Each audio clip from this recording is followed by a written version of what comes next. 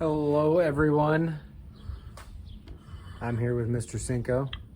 We had a good day today. I thought so. I think we had fun. Not a fan of the camera. I see. I'm out here. Uh-oh. What is that? I did not say Siri. I said I see. Go away, Siri. Uh-oh. She's gonna turn back on. So I'm out here at the Lazy Double D.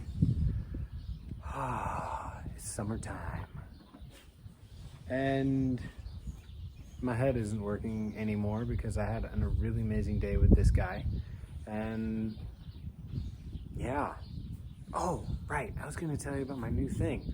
So I was doing a call with, with Mr. Sewell Wynn Jones, and we're doing the Advanced How to Become Money Workbook. Now, if you've ever done the Advanced How to Become Money Workbook, you know that the very first question is, what am I unwilling to be that if I would be, it would create too much money? Something like that. Something about being, and what am I unwilling to be that if I would be it, would create way too much money in my life. So for you, what are you unwilling to be that if you would be it, would create too much money in your life?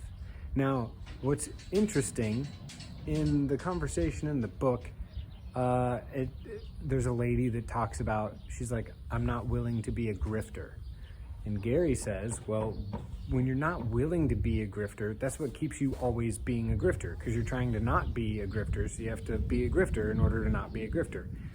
Read the book if that's too confusing. Definitely go out and buy it. And, well, you know, if you haven't gotten the first one, you might want to get the first one first, which is called How to Become Money Workbook. This is the Advanced How to Become Money Workbook. And so I started looking also, still, again, as I am, with what is it that I'm not willing to be. And the interesting thing was that's shown up in just the last week, and it is one of the most phenomenal things for me, is I wasn't willing to be a fighter. What?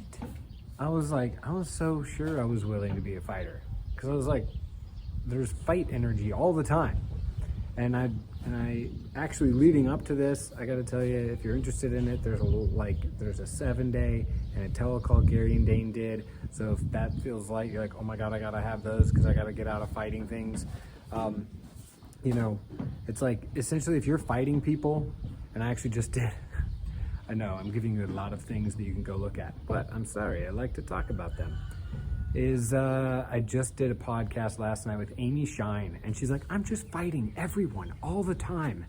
And so she might want to get that telecall or the 7-day. But the thing is what we talked about last night on the podcast is, and I'll post a link along with this video, is that if you're fighting, you have to be right. Like, if you're fighting people, if fight is showing up in your universe at all, and I don't just mean like physical fighting, I mean like, you know, like whatever it is.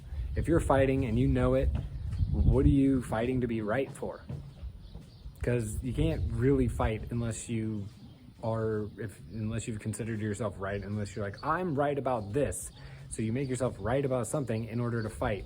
Now, I get that it's weird. You're like, Connor, you weren't willing to be a fighter, but just like the grifter conversation, I was fighting myself and fighting a lot of other people because I wasn't really willing to be a fighter.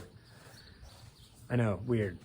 But interestingly enough, what's shown up after that is a hell of a lot more ease with the energy of fight. Because when you're actually willing to be or do something, you don't actually have to do it. Now you have choice. If you're not willing to be or do it, you have to like try to not do it, or like try and figure out how you need to not do it, and then you have to judge everything as to whether or not you're doing that thing, or you are doing that thing, which pretty much means you're doing the thing, whatever it might be. So I was fighting a lot. I was fighting me a lot, and I didn't realize how much I was fighting me, and it was mostly because I was making myself wrong all the time. So if you're making yourself wrong, who are you fighting? You. Or you can ask yourself, who am I fighting? Am I fighting me right now? Fuck, what's the value in fighting me? So there's a lot of tools we have around this. I'm not really gonna go any farther than that, other than I feel like I gave you like 8 tools right there. So I don't really know exactly, you know, what else to say with that, because it's kind of like a lot of information. But being beyond fight, and I'm not saying I'm totally beyond it because it might show up elsewhere, but having that realization and now being able to make a different choice is really, really cool. I know, it doesn't make sense in the brain, but if it did, there's a fly on my nose. Hi, Mr. Fly. Well, that's cool. Hello, Mr. What's your name? Fred? I think all flies are named Fred. Thanks, Mr. Fly. Fred, I mean. So hopefully this contributes. I hope it contributes. Let's just take a little walk and say hello to some of these horses. Hello, horses! Destinado. I don't know this horse's name. Yes, beautiful though. Muy bonito caballo. Well, since we're out here with the horses, let me tell you about a couple classes I have coming up. I've got like 3 conscious horse, conscious riders if you want to join.